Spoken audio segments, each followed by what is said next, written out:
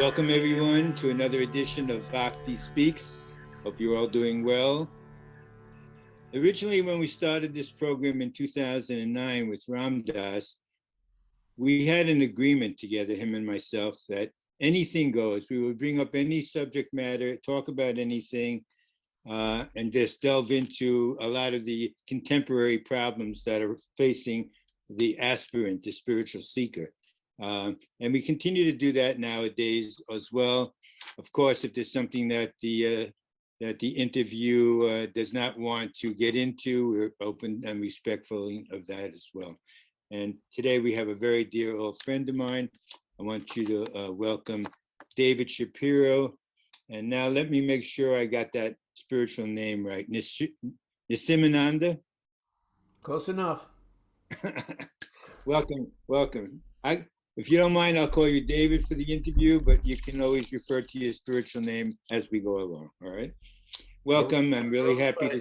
A rose by any other name would smell as sweet, according to Shakespeare. I'm happy to see you again. We go back a long time to the 70s, but we never really sat down in this kind of dialogue to delve into a lot of contemporary subject matter that people are always interested in. And first of all, give us a little background of how you got into the spiritual world and how you got your spiritual name and some stuff that would be interesting to our viewers.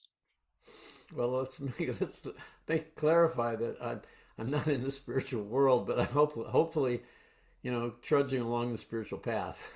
Yeah. Well, the spiritual path is part of the spiritual world. Okay, I like that. It is absolute. That's good. I like that. It goes along with what Srila Prabhupad, my spiritual preceptor and spiritual master, said, that he says, as long as you're acting on the platform of pure devotee, you are a pure devotee. As soon as you are not acting in that seva, then, all bets are off. So that's the kind of road we're on. How did I get started in this life?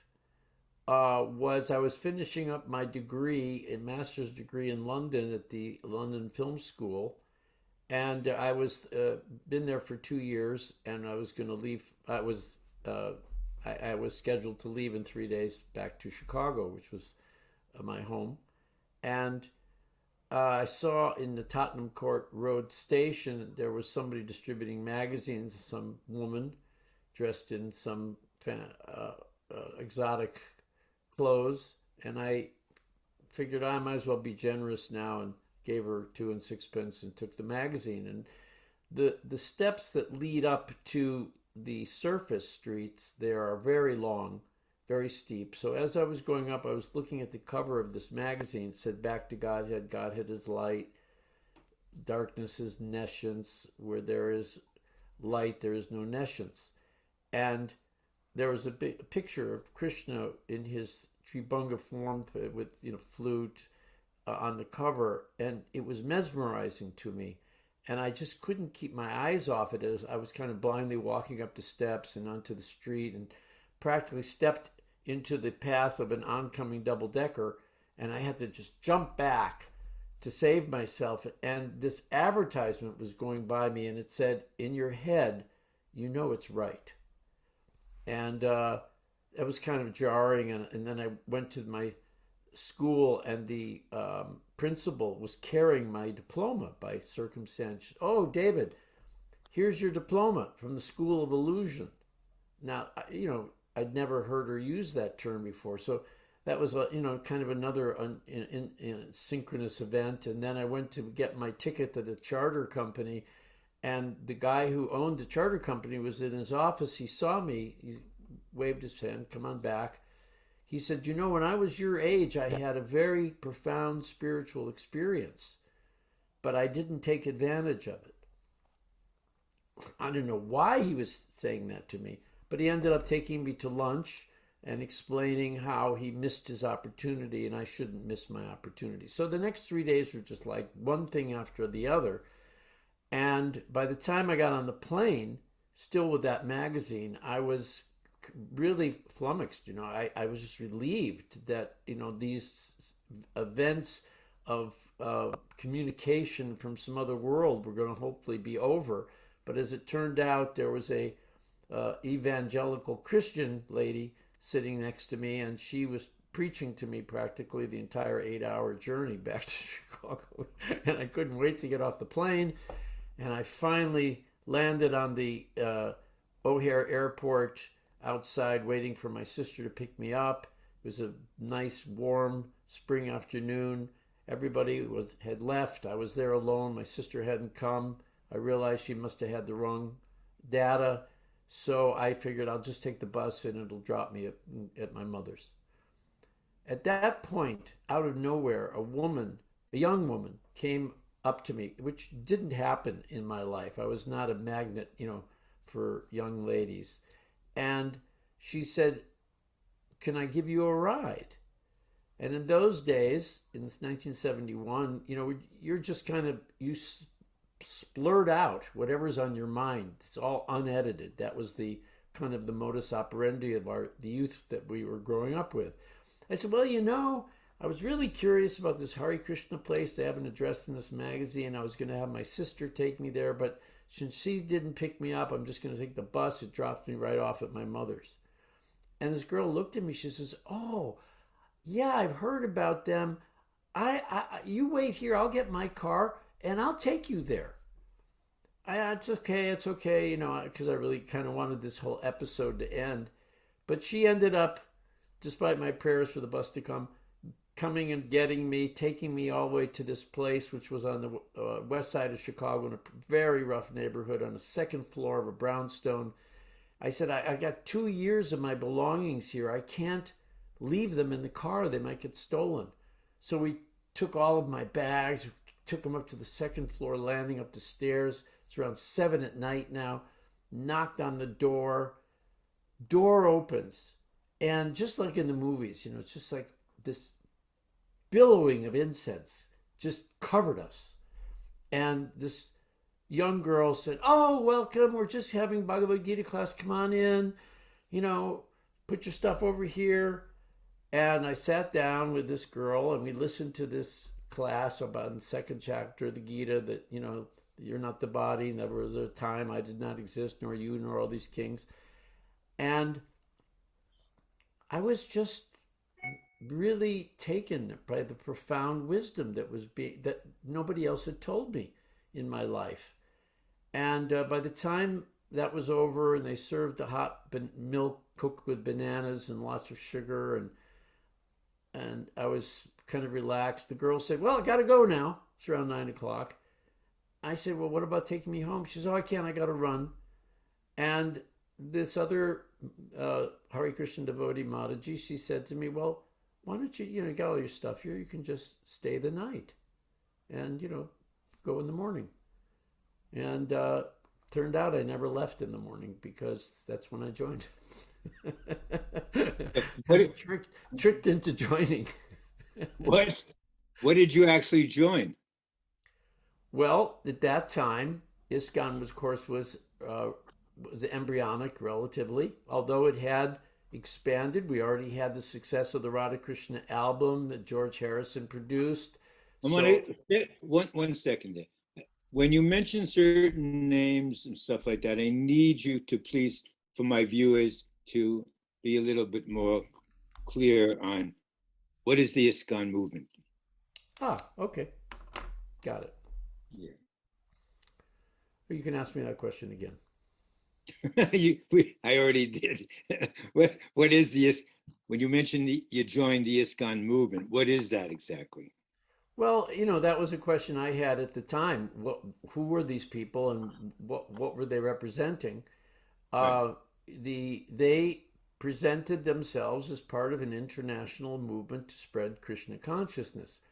What is Krishna consciousness? It's the consciousness that the Supreme Personality of Godhead, that personality from which all other personalities, both spiritual and demigods, emanate, is actually that 16-year-old boy named Krishna who has his pastimes in Goloka Vrindavan in the spiritual world. And when a institution is created to propagate that information, there's, of course, a few branches here and there that begin to grow just based on the leadership within that particular area. So in Chicago, there were 3 devotees, and they had started by renting an apartment, uh, having a little altar, practicing their sadhana, their spiritual practices of chanting 16 rounds a day, following the 4 regulated principles of no gambling, no intoxication, no meat eating, no sex before marriage, and distributing Prabhupada's, at that time, magazine, his flagship magazine, the Back to Godhead. We weren't into doing the books yet at that time.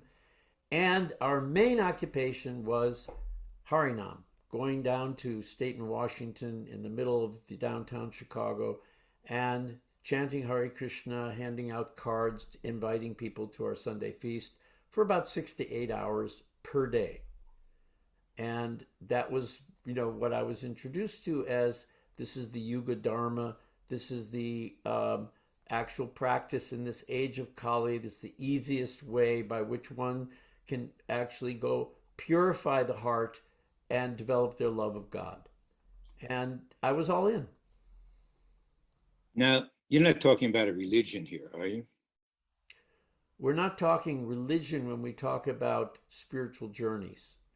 And that spiritual journey is something that only you understand within your own heart. It was very interesting because when I tried to explain it to my mother, of course, she had no context for it. And because she comes from a religious tradition, the Jewish religious tradition, it sounds all very foreign to her.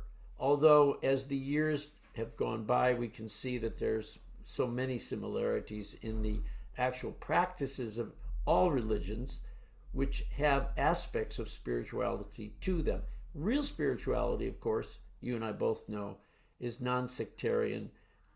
We don't discriminate whether one takes to the shelter of the name of Jesus or the name of Allah. It's all in the absolute platform. But in the Vaishnava tradition, which is what Krishna consciousness stems out of, there's a very deep understanding of many of the details of the spiritual world and the activities that take place in that spiritual world. So it's basically religion on steroids, if you kind of can get with the analogy. It's TMI in some people's minds. It's too much information. There's actually unlimited information that's available, but's been locked up in the Vedic tradition through lack of propagation of languages, lack of the desire of the Brahmins to leave Bharatvarsh, to leave India because they feel it's contaminating, to leave the sacred land of Bharat, of King Bharat. So the knowledge of Krishna consciousness really wasn't available in the West or even outside of India until Srila Prabhupada came and distributed it. I want to break it down a little further now. When you talk about Krishna consciousness, these are devotees of Krishna. They don't have to be members of ISKCON to be devotees of Krishna, because there's many, many other sampradayas or groups or lineages that follow Krishna as the Mahadeva, the deity, the one that they think is all pervasive. So what makes Vaishnavites or this particular organization different, or is it different? Well, of course, there's differences, but we can say that it's the first of the Vaishnava lineages that has broadcast the message of Chaitanya Mahaprabhu, who was a incarnation of Radha and Krishna in one form, who appeared in Bengal 500 years ago. And when is that? Is that around the 1400s? 15th century, yeah. 15th century, 14th. And so one can understand from experiencing the various what's called, as you say, sampradayas. There are other Vaishnava sampradayas, even the Gaudiya, which means I follow that of Lord Chaitanya. Even that one has many branches. And after Prabhupada established ISKCON worldwide, others have followed in leaving India and establishing their own ashrams. So we're not the only one. Right. Now let's talk about Mahaprabhu Chaitanya a little bit during those days. Now he was in what area did he come from? Well, he was born in the district of Nadia in Bengal. And that was a Muslim. That was a Muslim territory. It was, but Navadvip was this where he was born was the center of learning. It was like if you consider Benares, for example, as the center of learning. Navadvip was where it was the Oxford of India at the time. That's where people came to study under great pundits, and the tradition there lived in very much in the community, and so he was born on a very auspicious evening in that area. He grew up there. He was even married there. He ended up leaving that ashram to take sannyas and travel the country, spreading the Yuga Dharma of Harinama. That Yuga Dharma means the Dharma of this age of Kali, which is the congregational chanting of the holy names of the Lord. And he spent, quite a long time going from north to south, east to west. There were others who were inspired by him, like, for example, Tukaram, who, of course, is very famous in the area of Maharashtra, and others who consider Chaitanya Mahaprabhu to be their Shiksha gurus or even their guru. And then he went finally to Jagannath Puri, where he spent his last 24 years. That's the home of the Jagannath temple, the Jagannath deities who are ageless. There's a whole millennial history of that temple. And that's where he experienced his ecstasies. He also converted many people, including Muslims, to Krishna consciousness. There's a whole book. It's not just a book, but there's a whole history written originally by Krishnadas Kaviraj in the 16th century, called the Chaitanya Charitamrita, also the Chaitanya Bhagavat. These are biographies of Chaitanya Mahaprabhu, and our Srila Prabhupada, my guru, has translated all of those verses of the Chaitanya Charitamrita and given very extensive purports so we can understand them. Now, when he was originally in Navadvip, right? Yes. A lot of the local people who were very devout Muslims, they were not. They were feeding the king different messages, right? They were telling the king that there are many followers of this so-called spiritual man, whatever, and they were worried that they were going to lose some of their people converting over to him. And so tell that story, please, because it's a beautiful story, how the king went down there in disguise. I love that story. Tell that story, please. Well, I think you're speaking of the story of the Chankazi, because when Chaitanya Mahaprabhu he stopped being a teacher in terms of, he was actually a teacher in the schools, and he and his closest associates, some of whom were direct descendants from the spiritual world, they promoted the Sankirtan in Navadvip itself, where they went and chanted through the streets and alleyways of the city in these wonderful kirtan processions. And the Muslims became very disturbed.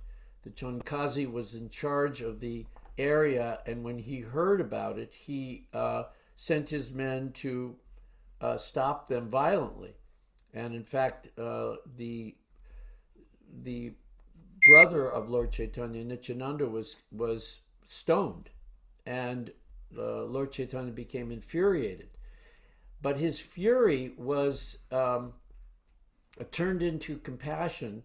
He led a protest march to the home of the Chankazi, And the Chandkazi was forced by sheer numbers to appear at his door to confront Chaitanya Mahaprabhu.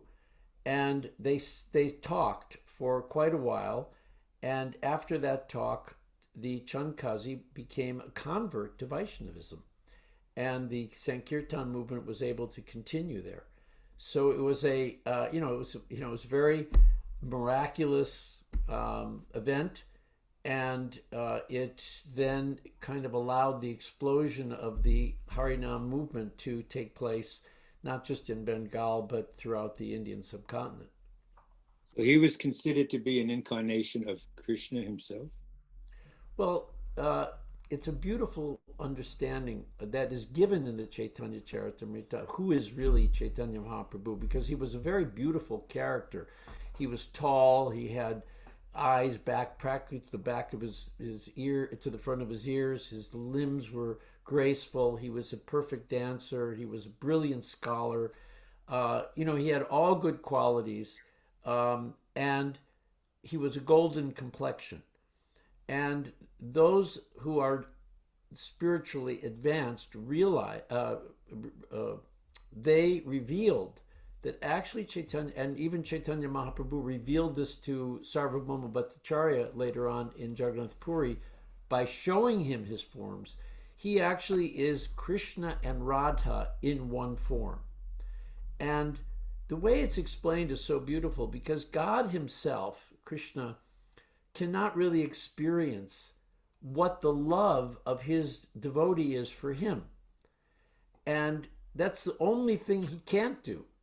And so because God can do anything, he incarnated as his greatest devotee. Of course, Radha is the greatest servant and lover of Krishna. He manifests himself as Radha and Krishna in one form, so he could taste what that love is like, what that love of devotion is like. And in doing so, of course, he came as a devotee of Krishna. And that was Chaitanya Mahaprabhu's great mercy.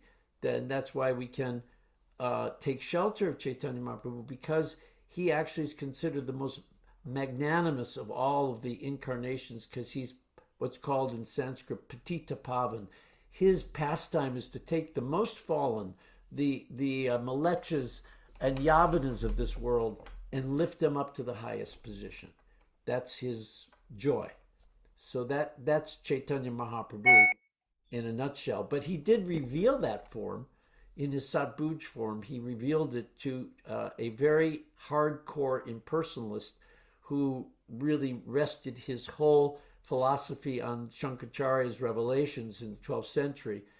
And that personality, once they saw the truth, became also a very ardent devotee of Lord Chaitanya. And this is all historical. In other words, it's not something that we're making up out of some mythological stories that, or even thinking that happened thousands of years ago. It just took place really within a very short time, the Middle Ages, and it was well documented, and the personalities were described. After Chaitanya Mahaprabhu left, his disciples did a lot of writing, so we have a lot of material to look at and understand temples that were built, the deities that were worshipped, all kinds of things. If you go to Puri, you'll see all these places where Chaitanya Mahaprabhu visited, where he stayed, and everybody there is conversant, of course, with his life, his pastimes there. So ISKCON movement has been around for, like, say, approximately 60 years, I would assume, something like that. I don't know how to say this, but there's been so much controversy in regards to this organization. Well, there's controversies with all organizations, right? As soon as you become an organization, it creates controversy. But this one, because they were so out there, they were so at the airports and the books and buy this and shoving things in people's faces and going to court and getting banned from airports around the world. I mean, crazy stuff. I don't know, selling books, and I don't know, it just never really looked right to people, and most people. And Tell me a little bit about why there was so much controversy with this organization. Oh, that's easy.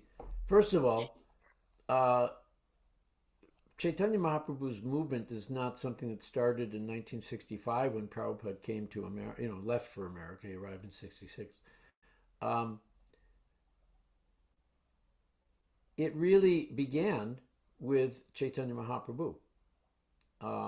And when Chaitanya Mahaprabhu disappeared at the age of 48, like in any uh, spiritual lineage, when the great Acharya departs, it's always a mess.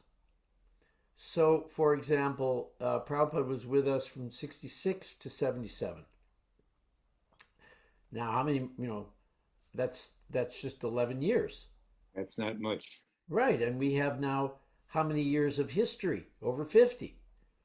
So, we've been trying to steer the ship ourselves without the Acharya giving us good good advice and counsel. We can speculate, we can pray, we can do everything we can, but it's just the way that every spiritual organization experiences the departure of that pure devotee. There's always chaos, differences of opinion. There's no one place to resolve everything. So in many ways, it's a great triumph that ISKCON has survived all of the different opinions, approaches, mentalities, abuses. We're at the, as Prabhupada said, he says, you're 1% Krishna conscious, but you're going up. He said, in India, most people, they're 99% Krishna conscious, but they're imitating the West. They're going down. So, at 1% or less, you can imagine we're going to make a ton of mistakes in the way we do things. The miracle is that Chaitanya Mahaprabhu's potency somehow or another has allowed us to carry forward. And that's not an easy thing because you're talking about secession, gurus, difference of opinion about whether Prabhupada is a Christ-like figure who everybody takes initiation from, like the Ritviks have preached, or whether that's not in our tradition and you can't do that. It's never been done before. You can't introduce new things to Shastra. We have, for example, a Shastric Advisory Committee made up of some very brilliant devotees, very studious, hard-working, sincere. They will study things in a hermeneutic way, and what they sometimes come out with goes way over the head of some of the leaders who are not necessarily Brahminical in their approach. They may be more Kshatriya, more administrative in their approach. So you have this potpourri of people, and then you begin to realize that it's not just from one culture, because Krishna consciousness is, in every country on the planet now. So now you're dealing with leaders who have, very different cultural mores and traditions, and,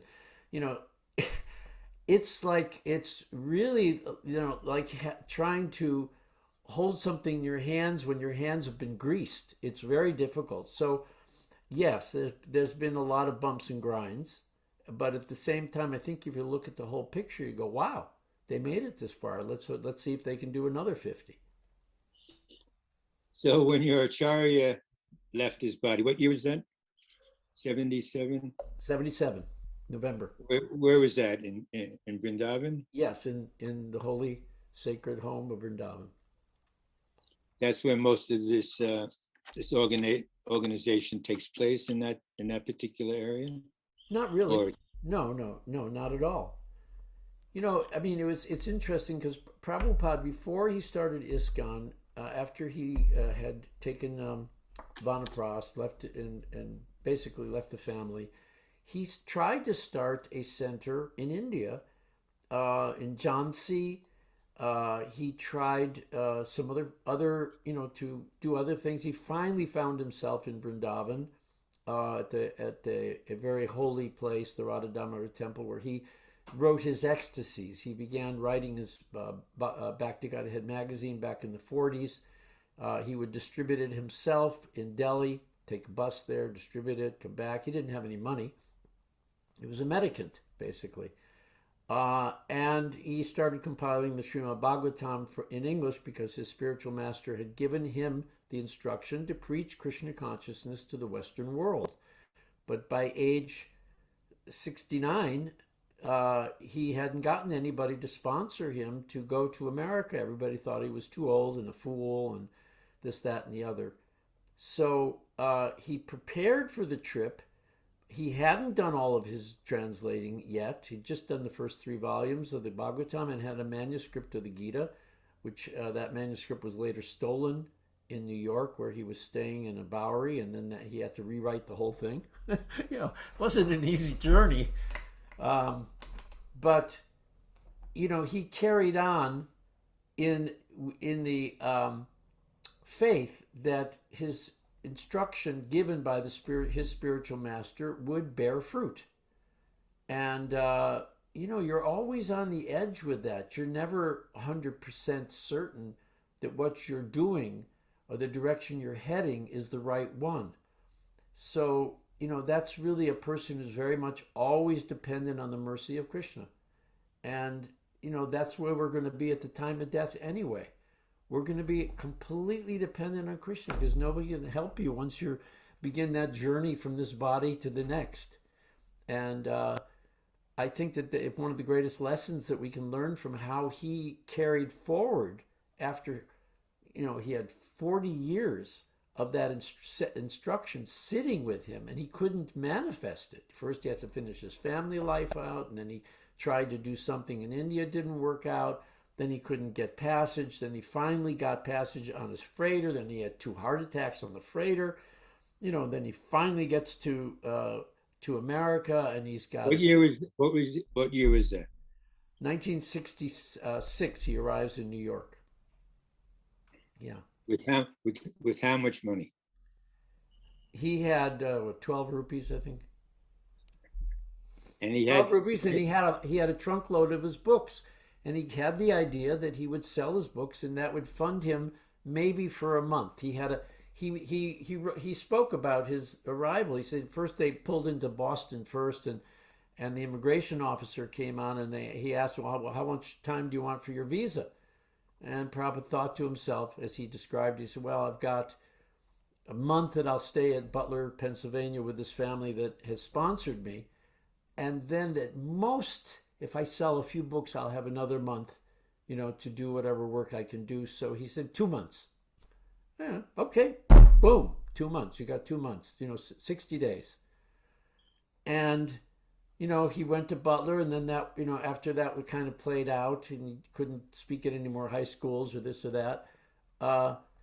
He went to New York and ended up staying at Dr. Mishra's ashram in the beginning, and, went about trying to start his mission. And so then he ended up getting his visa extended for another 2 months because he made it through that month. And then he made it through those 2 months, and he got it extended 5 times until finally he said, we can't extend it anymore. So he went back to India after the first year because, he couldn't, but he'd already established his institution before he went back. He actually incorporated the institution, and he had some disciples, and that was the beginning. When he passed in 1977, that's when it seems a lot of the controversy really began after he left. What is the story about 11 so-called gurus divided up the world and into their fiefdoms or their private areas? It sounded very crazy all these years to me, but I'd like to see what your take is on it and know exactly what it was. I mean, who gave them the right to do that? I mean, where did that come from? Because I'm sure it didn't come from their guru. I'm sitting in the Pyramid House here in Topanga. You know it well because you and I lived 5 minutes apart here in Topanga. That's a picture of Topanga behind me. In 1980, there was a meeting held here of a number of those anointed 11 in which it was admitted that Prabhupada never appointed anybody to be a successor. However, the preaching was going at such a strong pace. The book distribution was increasing. The money was flowing. The recruits were increasing. So they said, yeah, but look what's happening. Look how good it is. And so the person who was, basically saying we should just admit that, we took on these positions without authority. He was told, Prabhupada would want you to be practical and keep preaching and not disturb the faith of those that have come on board. So let's just keep going. And that's what happened. They just kept going because they knew that they had kind of usurped these positions based on some, false claims of being somehow or another assumed successors to Prabhupada. And a lot of the God brothers and God sisters who were left out in the cold left ISKCON because they saw that it was being mutinied by these 11. And this has been the source probably of our greatest problems in the past 50 years is the issue of Guru Tattva. It's never been really fully discussed and understood by the leadership, and they're taking on the position of authorizing gurus in ISKCON, and these are ISKCON gurus and so on, is a great controversy within the organization. A lot of disagreement for many years, and I don't see the the spin really slowing down for a long time, because to take that issue seriously, you got to really sit in a room and say, we're not leaving this room until we get this sorted out. And that will amongst the leadership is just not there. And there's also, there's the position that a guru is a guru because the disciple accepts that person is qualified, not because a rubber stamp comes from an ecclesiastical authority. And even in our own Prabhupada's own purports, he states that you cannot be a guru by being sanctioned by an ecclesiastical authority. So we have a running contradiction going on the issue of guru. That doesn't mean that those who are acting as guru are not either qualified or accepted by the disciple as their guru. My wife is as an example. She knew nothing about ISKCON and all of its history, but when she saw the person to whom she took initiation, she knew, oh, that is my guru. That's my guru. And so it's not that people cannot be guru, but really there's a dichotomy of opinion. Those of us who believe it's a relationship of love between a disciple and their spiritual authority, and no bureaucracy can get in between. And then there's the other people who are in the bureaucracy, and they say, well, without, somehow or another controlling who's the guru, any Tom, Dick, or Harry can become a guru and act as such in ISKCON, and we don't know what their standards are or anything. Exactly. So it's this kind of universal conflict between institution and the individual. What's best for it happens in governments. It happens in every religious organization.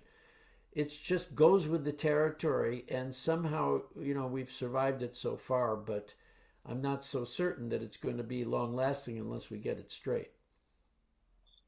Yeah, I noticed that because I'm quite friendly with a lot of so-called ISKCON gurus, and I get along with them quite well. And but a lot of them tend not to want to address the past. How they got to a certain place. In fact, nobody ever wants to talk about the past, obviously, because it brings up a lot of sad moments. For me, it does, because I watch this whole relationship with male and female, and I see in a lot of disrespect over the years in that organization with women. And it really bothered me and to a large extent of how they treated the women, even though the women are dancing around and smiling and happy today and in these beautiful made up outfits and stuff like that. But it hasn't been that case for a long period of time. And it saddened me, really, it saddened me because the women were not really given their proper due. Yep, that's also a big issue, especially between the cultures of Western world and India, which tends to be more dogmatic. Prabhupada was very pragmatic.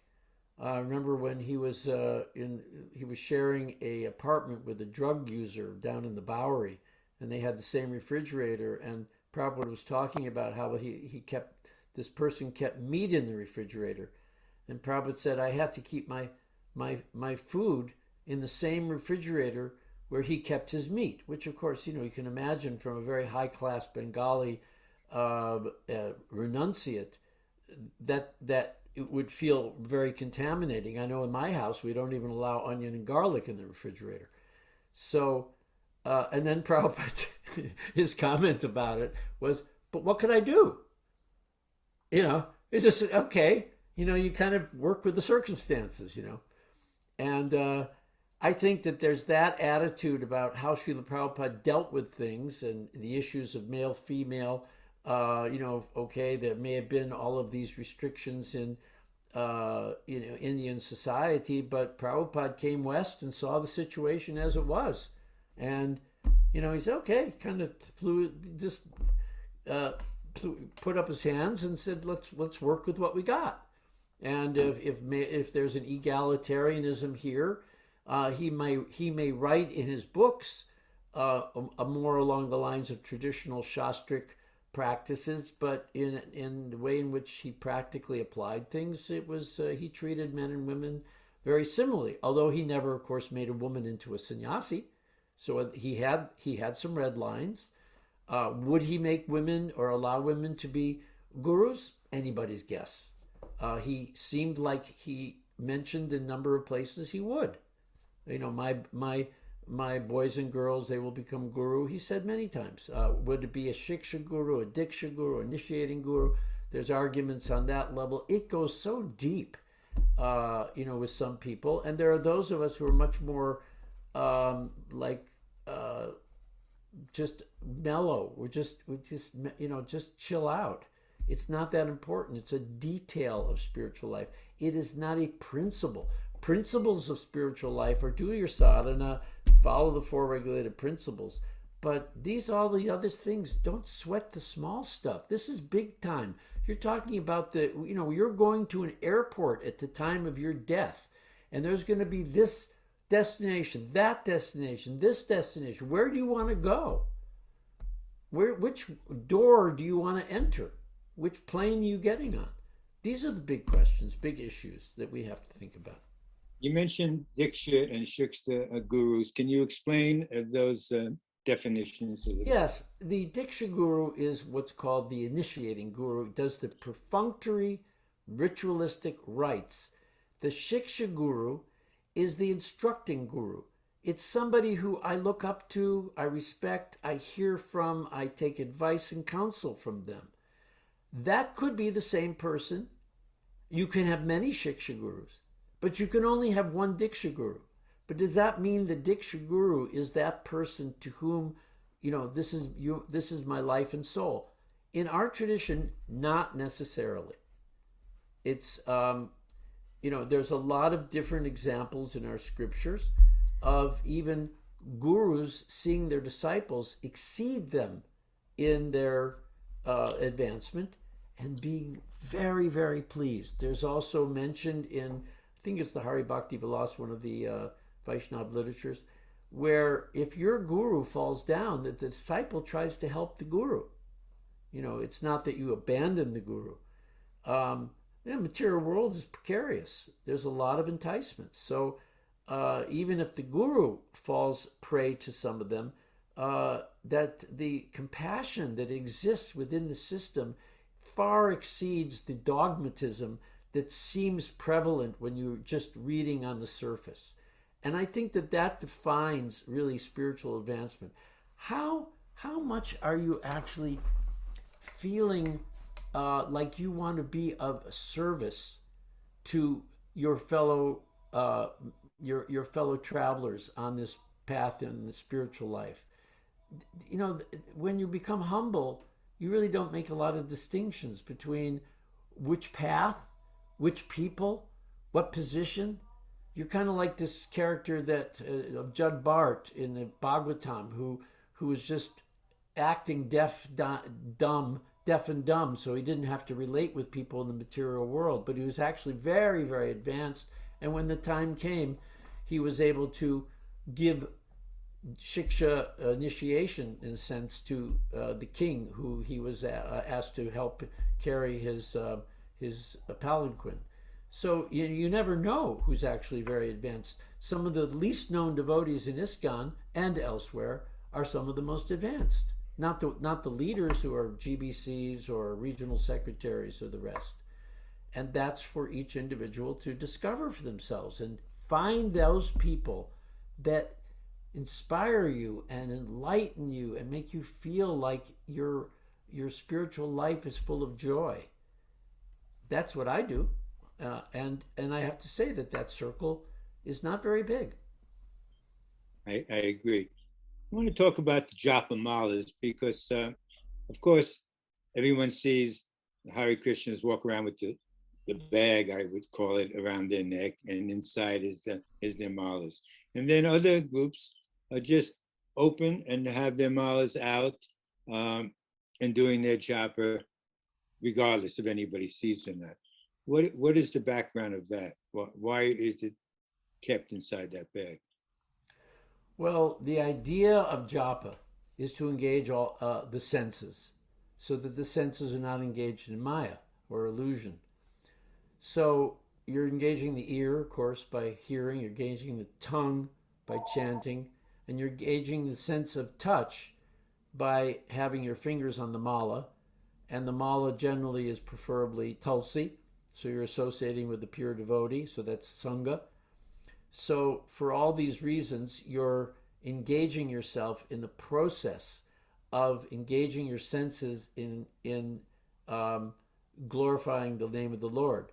Now, what's so interesting about japa, even more so than kirtan, is that japa is the one we can take prasad, food offered to Krishna, and feel that we're making spiritual advancement, but we're also enjoying the taste of that prasad.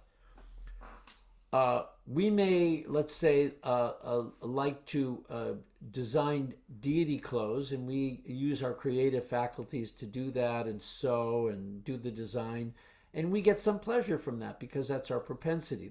Whatever your propensities are, you usually get pleasure from doing it. But japa is a little different. It's the one thing you do that Krishna has given as a sadhana that is solely for the pleasure of Krishna.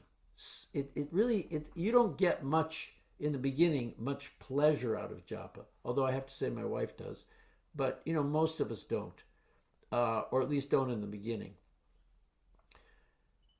So japa is very special, and when you're engaging all of your senses, and even your eyes, if you're looking at the deity of Krishna or something related with Krishna, or you're going around Govardhan Hill chanting on your beads, or you're engaging on looking at the places of pastimes of Krishna, all of your senses are engaged in pure seva without any return, without any material return.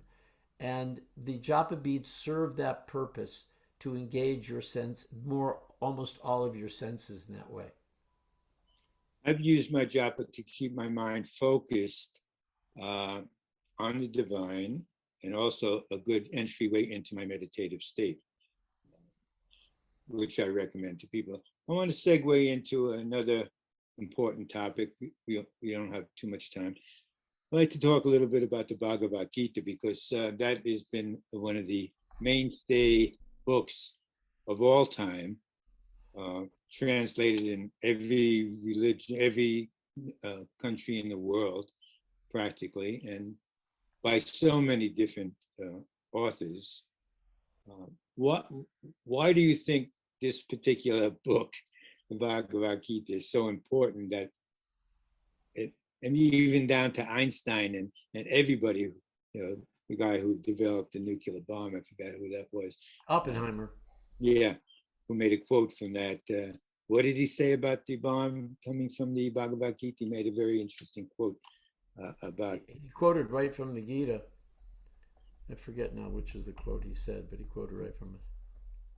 Anyhow, so let's talk a few minutes about the Bhagavad Gita, because I think it's a phenomenal book, but it's very hard for a lot of people to get through it. I tell people, don't get through anything. Just open up a page, read that page, or read that purport, and just, absorb it, you know. So what you're thinking, what's your question? The question is, talk to me a little bit, talk to our viewers a little bit about. Okay, well let's go to your first point. There's over 600 Gita translations, all over the place. But frankly speaking, the only one that produced a devotee of Krishna was Prabhupada's, as it is. And the difference is that Prabhupada accepts Krishna as at his word. When Krishna tells Arjuna that I'm the Supreme Personality of Godhead, Arjuna accepts it. But the impersonalist who's looking at those same words, he sees that differently. Because to understand Krishna as Bhagavan, or a personality who's eternal, who's the suman bonum, the param atma, the first and original supreme person, that's very rare for people to, first of all, hear it, and then to actually grasp it. And even Krishna says in the Bhagavad Gita, out of millions of men, hardly one looks for real self-realization, and of those that's look for self-realization, of those thousands that look for self-realization, hardly one knows me in truth. And I found that to be true. That the reason that I felt the necessity to take shelter of those three devotees in Chicago in 1971 is they're the only other people I knew that understood it as I understood it. Everybody else understood it differently that I knew. So Prabhupada's As It Is Gita is presented from the point of view of a devotee of Krishna, of that person Krishna. Prabhupada gets very, transcendentally angry when he hears people try to deny Krishna as an eternal supreme personality of Godhead. And sometimes he won't even go to events where that idea is being promoted. That kind of got translated to many of us in the sense that it looked like we were intolerant of other processes or other paths. It was right. Our misunderstanding to some degree, because you can hold your realizations while embracing others also. There's nothing that is in any sense necessarily destructs our own particular realization of who is Krishna. But that distinguishes why the As It Is Gita is just different than all the others, because it does accept Krishna as the person speaking and doesn't interpret him as some kind of Brahman or light or emanation from the Brahman or anything like that. And that's why many of the scholars that wrote their appreciations to that 1972 Macmillan edition of the Gita appreciated it so much, because they were Indologists who understood the nature of bhakti, understood the nature of devotional service, and they realized this is the first Gita that actually is coming out of the bhakti tradition. On a lighter note, let's discuss the George Harrison connection to ISKCON. How did that take place? Well, you got to hand it to Shyam Sundar and the ragtag group of devotees who went from America to London on a wing and a prayer that they were going to spread Krishna consciousness in the UK. What year was that? That was 1968. And Sham Sundar and others there, Mukunda and Malati, all these wonderful, very pioneering people, had unbounded enthusiasm and faith in that whatever they did, Krishna would help them. And they got this idea that to popularize Krishna consciousness, of the Hare Krishna mantra, George Harrison who'd already been seen to some degree as having some spiritual yearnings, would be a good person to meet. And they began sending prasadam to the Apple office every day for the Beatles, and sending a note and this and that. And George himself was getting curious. Who are these Hare Krishnas? And finally, when Sham Sundar went to the office, there were a lot of people there.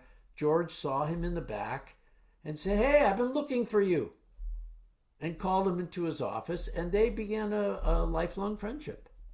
And Sham Sundar actually was called, along with Mukunda, to George's, when George was passing away here in Los Angeles in Laurel Canyon. They were every day going to George's bedside. George had given his the devotees the manor, which is now the center of Krishna conscious activities in London. He'd really been a great, of course, he produced the Radha Krishna album, which became a #1 album.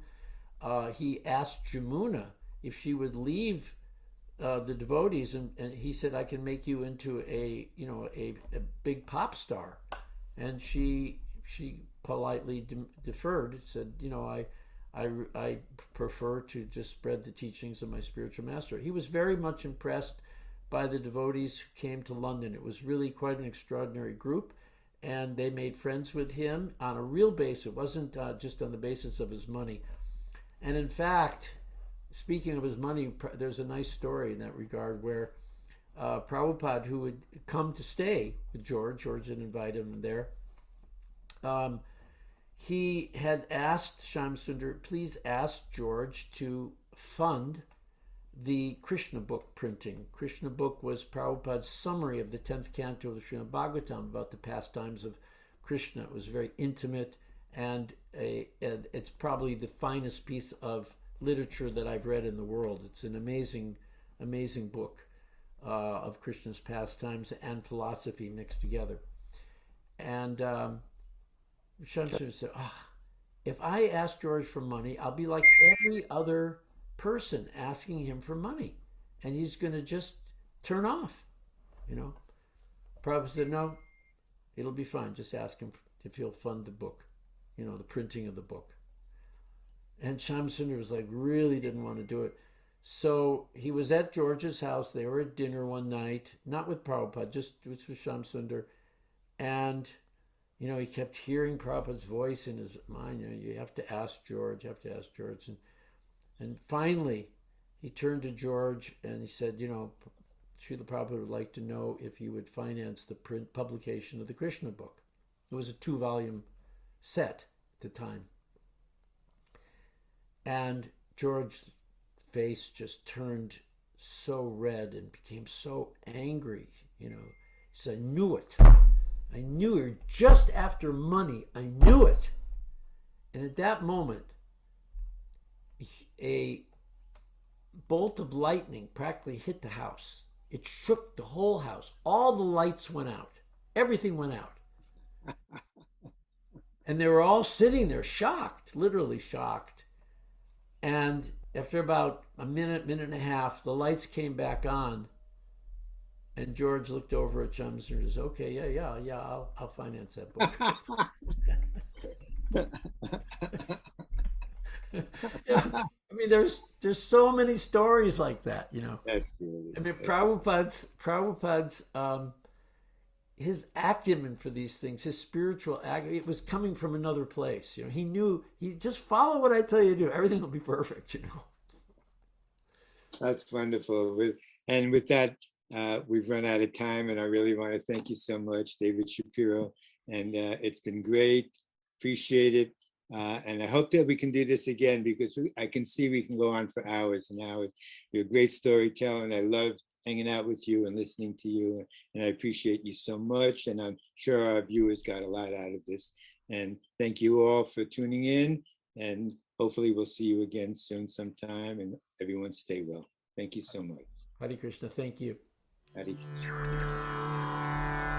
Krishna.